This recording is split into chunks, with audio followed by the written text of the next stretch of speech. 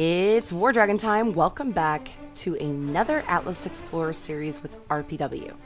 Now in today's video, we're going to be going over the daily itinerary, the things you should be doing daily in Atlas. Now, before we get that started, I do want to go over a correction from the last video.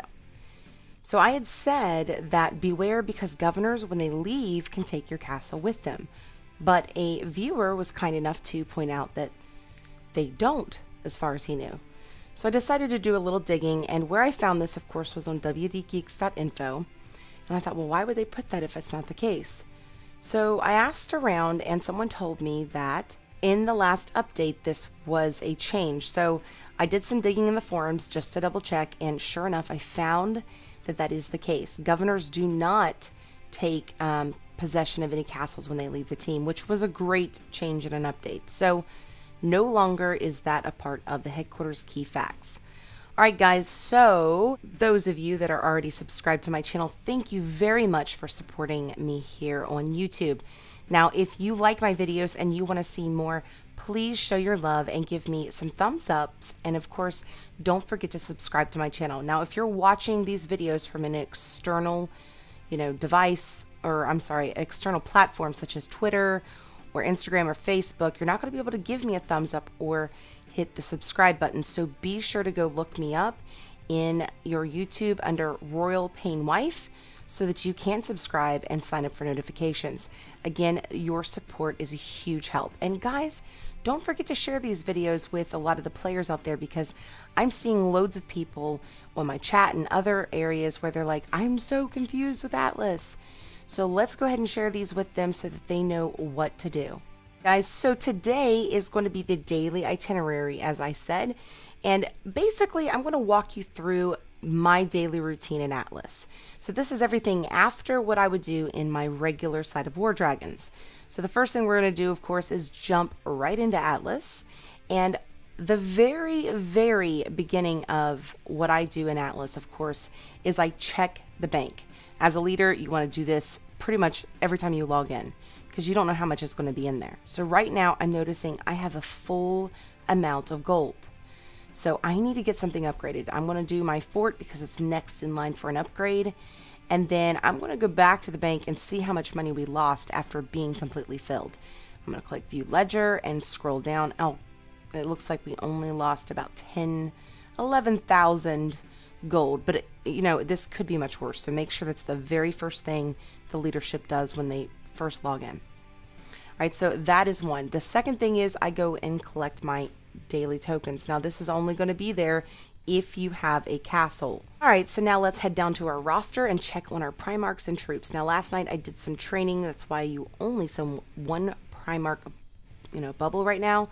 And I forgot to put my Taunter back. But anyways, we're going to re-bring up our destroyer and put him back in the roster and work on some troops. Now, I have some troops finished. However, I don't have enough gold to start anymore. So the next thing is to go find some poachers to attack. Now, when you're looking for gold, there are a few things you can know. One, every time you attack, you get less and less. Now, you can get more gold if you're willing to pay the $5 for the elite account. And right now, as I'm trying to build up, I'm willing to pay out that $5 for a little while. But another way you can get larger amounts of gold in single attacks is by actually attacking other players that have platinum. However, that could be like a lottery because some players know to, of course, dump that gold in the bank.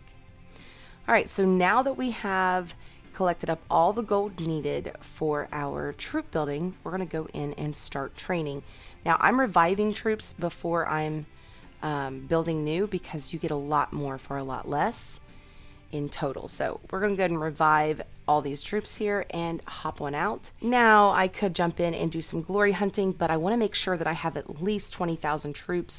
That's the suggested number in my barracks, and I do not. So I'm going to wait until I get that number built back up before I do any more training. Now, another suggestion I've heard is to always keep your fighters off of your base, because I guess this is a great way to get your team targeted.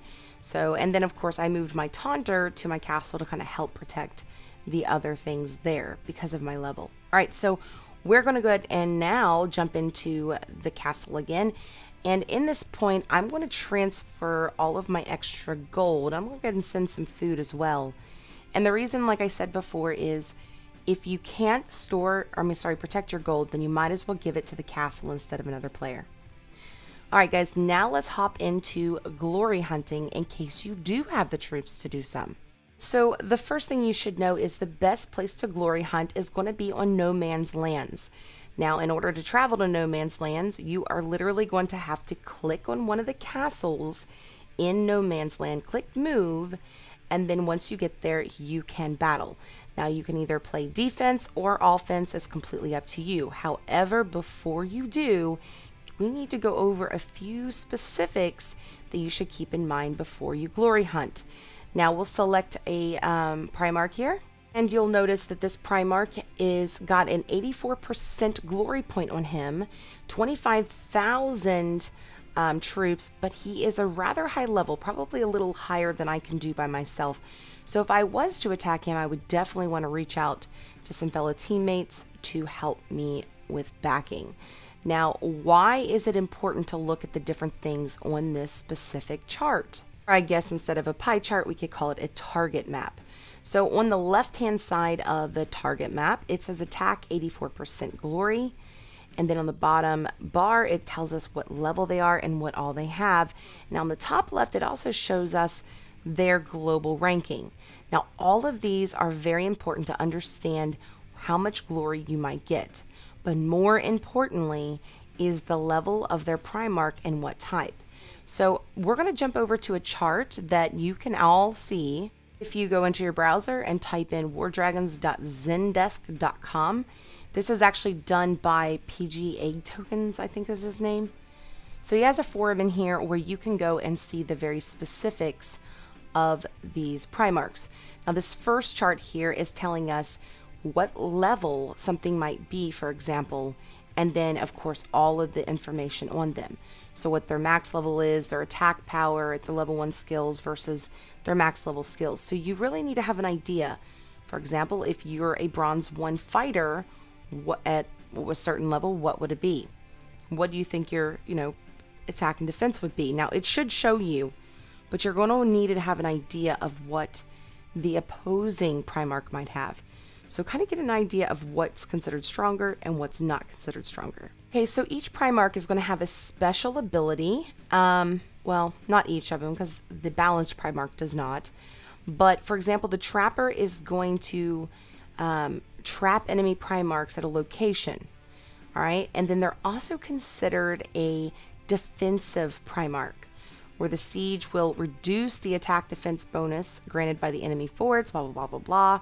But here's the big one about the siege. They have high amounts of attack power and low amounts of defense power. And then, of course, you've got your taunt, which has high amounts of, defense as well. But it has a little bit more attack power than something like the Trapper. So with that being said, we're going to go ahead and look at these numbers before we choose our attacks. Now, let's say for a moment that we are using a level 1 Destroyer Primarch. Now, this is a Silver Star Primarch, of course. So a level 1 Silver Star Primarch would actually have an attack power of, if you look at the blue arrow on the right, of 230 and a defense of 230. Now, the one we plan on attacking looks like it is a Bronze 2 level 1 Taunter, which means that its attack is 70 and its defense is 140. Now, the most important thing you need to look at here is that your attack power is stronger than the opposing Primarch's defense power. That is during an attack. Now, if you're on the defense, that is completely different. So one of the things you need to make sure of is, does that particular Primarch have a smaller defense than your Primarch's attack power? The next thing we want to look at is going to be the troop, the maximum amount of troop loss per Primarch. So first of all, remember we're the blue, which is the Destroyer, and a level 1 Silver Star Destroyer or anything is going to have a maximum troop loss of 5,000 troops. And then the one that would be defending we have is a Bronze 2-star level 1 Taunter, which looks to be at about 7,500. troop loss. So that's the next thing you need to look at, the max troop loss of each Primarch. Now, the reason this is important is because this is going to tell you, for example, do they have enough troops to get you the maximum amount of point coverage? And do you have enough to prevent yourself from being summoned, sent back away? Now, this will determine your maximum amount. There is a specific formula that you can find at the website we talked about before that will actually determine how many points you make. Now, let's go over this formula, and hopefully I can get it put out in a way that you can understand. Okay, so let's take those same Primarchs. Now, we want to make sure that they have enough troops to kill. We know that their maximum is 7,500. They have 9,000 troops, so we know we can get their maximum kill. And now on ours, we know that our maximum loss is 5,000 troops. And here we know we're holding 12,000, so we know we're not going to be flown away. Now, if they go up against one another, for example, their level is one you can beat. Let's say that you do win. You go in and you do your kill, and you kill 7,500 of their troops. And and you end up losing a total of 5,000 of your own troops. Now, this is going to go into its own separate math system. Okay, so on the left, we've got the kills, which is 7,500 of their troops times 0.75 for each point whenever we killed them, which gives us 5,625. Or we can come over to the right and put in 5,000 times 1.50, which is our ratio. Then we're going to have a total of 7,500 points. Now, you're going to look at these specifics and you're going to decide which one is smaller. Now, if the first number is smaller, then that is the amount of glory, your base glory, you can get, because this is the maximum capped due to how many you killed. However, if your second area is the smaller number, it means that that was the maximum you could make in that one attack. So you got the maximum amount of glory in general. All right, so the next thing we have to figure out, of course, is our level and influence advantage on the other player. So the best way to look at this is your level and your team influence. So for example, our levels are equal, so we're considered 1-on-1 ratio, and same with our influence. So 1 times 1 equals 1, which means that our percentage rate of the amount of glory points we're allowed to earn is 100%. So 100% times 5,625 equals a total of 5,625 points earned. So this is what we would earn on this specific attack. Now, what happens if you attack someone smaller than you as a level and influence? Okay, so if you were taking someone smaller than you, let's say you're level 200 and the opponent is level 134 with a team influence of only 320, so their ranking is lower than yours. This is going to affect the amount of points that you're going to earn at the end when you multiply the percentage. Now, this has nothing necessarily to do with just level. It can have to do with influence as well. Now, your influence is decided on how strong your team is, how many castles it owns, and how many troops your team has in total. Now, let's say we kill the same amount as we did in the first one, and that we lose the same amount as in the first scenario as well. But again, their level is lower and their influence is lower.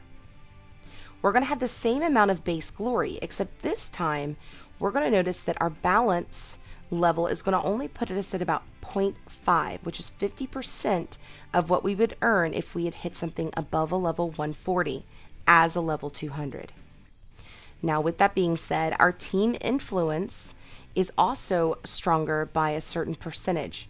So we're only going to get a 75% on that part as well. Now, the best way to do this is figure out that medium number. The number in between is going to give you your total percentage. So we know that there is a 25% that's separating these two differences, which if we divide that in half is going to give us 12.5%. When we add that to our total of 50% or subtract from the highest number, then that is going to give us a total of 87%.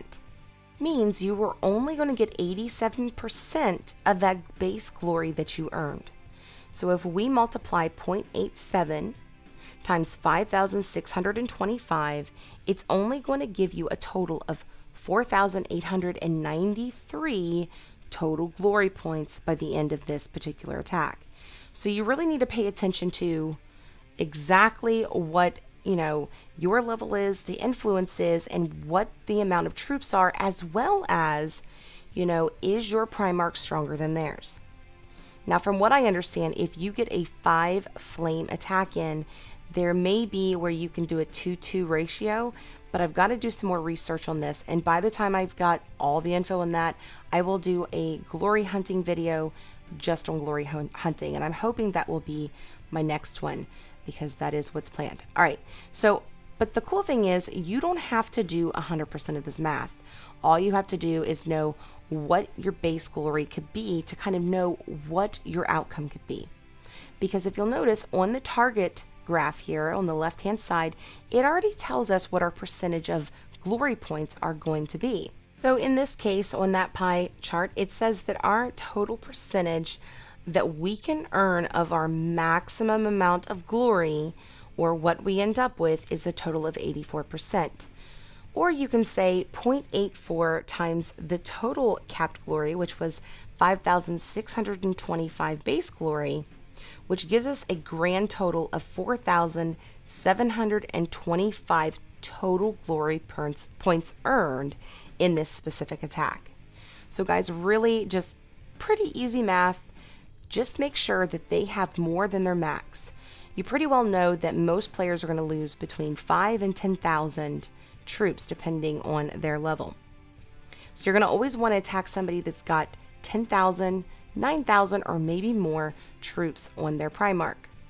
And then you're always going to want to attack a Primarch, like I had said, that has a smaller defense power than your attack power. Now, with that being said, if you're attacking with something that's a defensive Primarch, such as the Taunter. Now, the Taunter has a very low attack power, but he has a really good defense power. So the best thing that he could attack is something like the Sieger. The Sieger Primarch has a very, high attack power, but a very low defense power.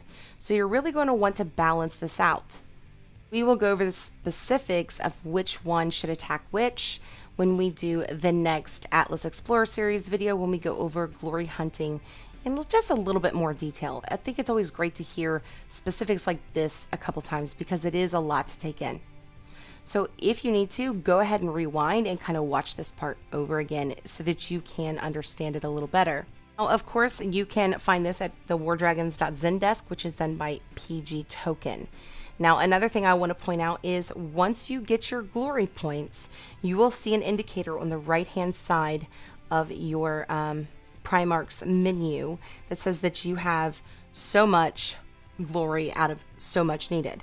So, for example, here we've got 9,075 glory of the 1,812 needed.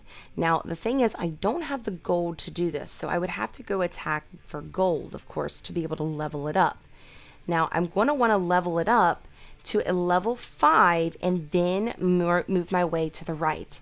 Now, once you've reached level 5 on your very first fighter or your very first Primarch, this is when you're going to unlock the ability to research your next one. So make sure you have the gold available to click research. Now, I made this mistake. I thought, wait a minute, it's not unlocking. Maybe I misunderstood. And I kept taking up that particular Primarch. So do not make that same mistake that I did. I don't know what my thing was. I think it was just too early in the morning. However, I do want to point out that I've got an arrow pointing over at the Destroyer. Now, the reason I'm pointing at the Destroyer is for anyone that's new to Atlas, I would suggest that you go for the Destroyer. And the reason is because it is balanced. So you're going to be able to attack low level, other players that have very little defense, and then leave it sit there for people that don't really understand how it works. And when their Primarch, which is a defensive Primarch, attacks you, is going to really struggle, and you'll get also more glory points. Now, before you go and upgrade your Primarch or any kind of riders, to wait for events like the breeding event or anything of that nature, this is the stuff you want to save out. So remember that. Train your Primarchs and Riders during these events, just like you should be hoarding all of the horns you earn for the troop building events. Don't use those outside of those events because they're going to be what helps you make bigger points in the actual events. All right, so that is it for today's Explorer series for Atlas. But please remember, I'm looking for questions for Atlas. I'm hoping to bring in Odin and Skyline and a few others like Ghost or whatever to answer your questions since they have a little bit more experience with Atlas. And hopefully we can get this done for you guys next week. However, our next video in this series is going to be on glory hunting. So be sure to check back in the next few days as that video will be ready for you. Now, if you've missed Talk Dragon Tuesday for this week, it was a long one, but a great one where we talked with PG Jared. And then, of course, afterwards, you can enter into the $20 in-game pack giveaway. Now, today is your last day to enter because tonight, which is actually going to be at 9 p.m. Central Standard Time tonight, I will go live and we will have our drawing. So if you have not entered, this is your last 12 hours to get entered. Hurry up and get in there. All right, guys. So again, that is it for today's video. I want to thank all of you that support my channel by subscribing to it and, of course, giving me those thumbs up that make me smile. And then I also want to say thank you to all of you that go the extra mile and, of course, share and comment on my videos. So I really appreciate it. Now, if you're new to my channel, please don't forget to give this video a thumbs up if you like today's video, subscribe to my channel, and of course, hit that bell for notifications. Happy hunting!